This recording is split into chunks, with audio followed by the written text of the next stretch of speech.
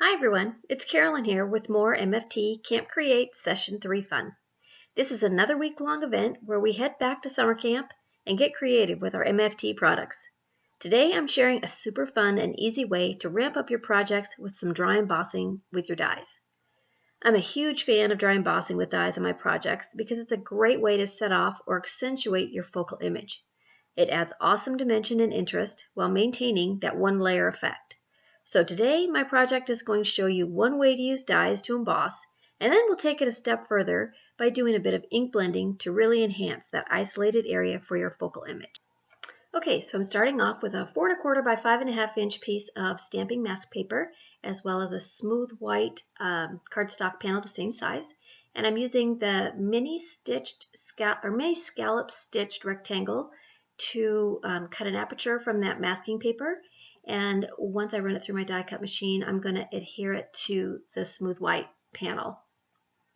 One of the tricks that I learned from a friend of mine to adhere the mask to the image panel pretty close to perfectly is to ever so slightly peel away that release backing paper from the mask just at the top edge, and then slide the image panel into the left upper corner of my scoreboard, and then just gradually butt that mask right up next to the edge of the scoreboard and adhere just the top edge. So then when you remove the release paper ever so gently, it places that mask in place really, really well. You can use your Teflon bone folder to kind of smooth out any bubbles that might appear. And for the most part, this is a pretty foolproof way to adhere a mask for a big panel like this. So we've got that scalloped edge on the inside, and we're going to do a little bit of ink blending as soon as we get this set up. Okay, so we're going to do some really light ink blending on the inside of that aperture that we created with the mask. I'm starting with a little bit of tumbled glass and the mini ink blending tool, and I apologize for the blurriness. Somehow the camera wasn't able to keep up with my rapidly moving hand. But anyways, just use a light hand in applying the tumbled glass ink and just kind of coat that whole inside of that opening, kind of maybe leaving it a little bit darker towards the top and making it gradually lighter towards the bottom.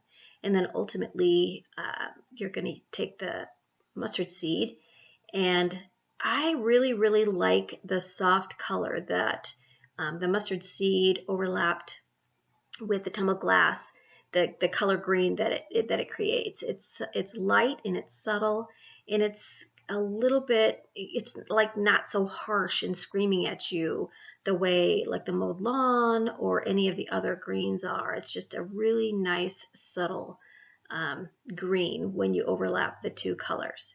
So you can see here I'm taking the mustard seed, and I'm just going to again use a really light hand to apply that mustard seed ink right over the top of the tumbled glass, and ultimately it's going to give me that green look, and I'm just doing it at the bottom portion of the panel, just a real light application, and then I go back over it with the tumbled glass to really kind of give it more of a green look rather than a yellow or a blue look. So again, sorry for the blurriness. One of these days my camera will be able to keep up with my hand. So this takes a little bit of time, but it's actually really fun to do. Now that we've finished our ink blending, we're going to take that mini scallop stitched rectangle and slide it back right back into that aperture that was created with the mask. And we're actually going to use the edge of the mask to help position that die and make sure that it's in place properly.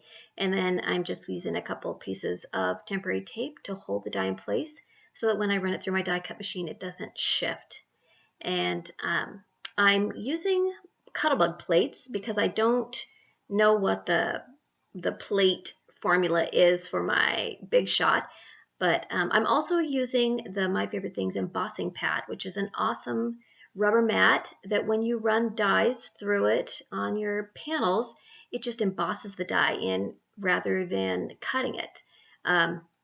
So it's super fun, and so you can see that embossed the stitched detail from that die as well as the scalloped edge. And now that I'm removing the mask, you can see that you have this little area that looks like sky and grass, and it's going to be the perfect place for the next step. Now that we finished our ink blending, I'm using the stitch rectangle die from Blueprints 15 to die cut that outer edge of that image panel. And here I'm making up one of the dragons from the Magical Dragon stamp set using some black licorice hybrid ink, because then I'll ultimately color that image using Copic markers. And I'll die cut it here with the coordinating die cuts for Magical Dragons. And here I'm inking up the sentiment from Magical Dragons with some Sweet Tooth pigment ink onto some black licorice cardstock. I'm using the negative of the flag banner from Blueprints 18 to kind of get an idea of where that's going to die cut. And I'll use the flag, the die, after I'm done inking it up, and then I heat emboss it with white embossing powder. And then I'm going to use the negative of that die to position the actual die into that slot so that I can perfectly die cut the banner sentiment. This is a great way for those to get a good cut with those solid dies. So now I have a piece of the translucent vellum that I'm putting into my mini Misty, and I'm going to use my magic powder bag to prep that piece of paper, because I'm going to, again, stamp the smoke for the dragon using the Sweet Tooth pigment ink again.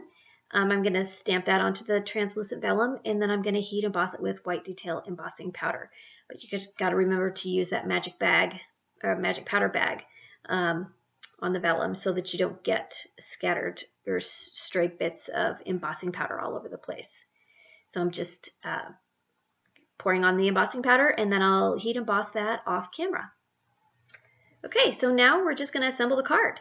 I'm going to put some adhesive on the back of the image panel so that it kind of pops off the card base. The card base is black licorice cardstock, an A2 top folding card base that started out at 4 1/4 by 11, scored at 5 1/2, and then folded in half and perfected the crease with a Teflon bone folder. And I'm just going to stick that image panel onto the card base and then start assembling the rest of the pieces. I'm a little bit neurotic about squaring up that image panel with the card base, so it takes me a little bit of time to get it adhered properly, but it's ready to go. So I'm just peeling off the release paper from the adhesive that I already stuck on the colored dragon image, and I'm placing him down in the green area where it looks like he's sitting on the grass. And again, I have the adhesive on the sentiment banner, and I'm just attaching that just above the head of the dragon and to the right edge of the stitched image panel, kind of lifting up his horns so that he sits on there properly. And then I'm taking that vellum smoke and kind of placing it just as a guide for me. And I'm adhering some hearts that I cut using the Tag Builder Blueprint 5 Dynamics, and I've die cut them out of some poppy cardstock, attached some foam tape to the back of them, and then I'm going to flip the smoke over and add some adhesive behind those hearts so that the foam adhesive is hidden. I'm just trying to grab that release paper so that I can stick the smoke onto the dragon's face. So it looks like he's blowing smoke with some hearts coming out. So I thought he was so stinking cute with those little hearts. And then I put another heart next to the word magical on the sentiment banner. And then I'm using the clear wink of Stella to just add a little bit of sparkle and shine to each of those little hearts. I just feel like a little bit of glitter kind of goes along with magic, so it's perfect.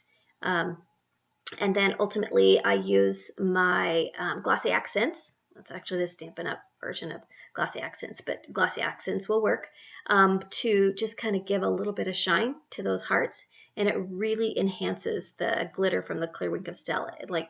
It kind of enlarges those glitter specks and really makes them pop. Plus it really makes that red pop as well.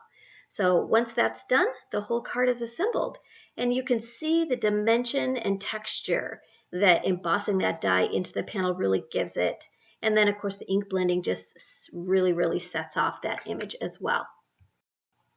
And that brings us to today's creative challenge. Today we want you to create a card using the dry embossing with a die technique.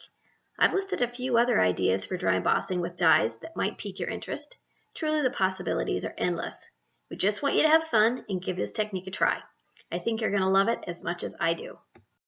When you finish your project, make sure to go back to the corresponding blog post for today's video to add it to the InLinks Linky tool. If you participate in all 5 days of Camp Create Session 3 by creating a project for each day's challenge, you'll be eligible to win a $150 My Favorite Things gift certificate.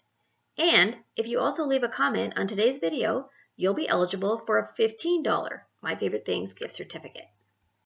Thanks so much for watching today's video.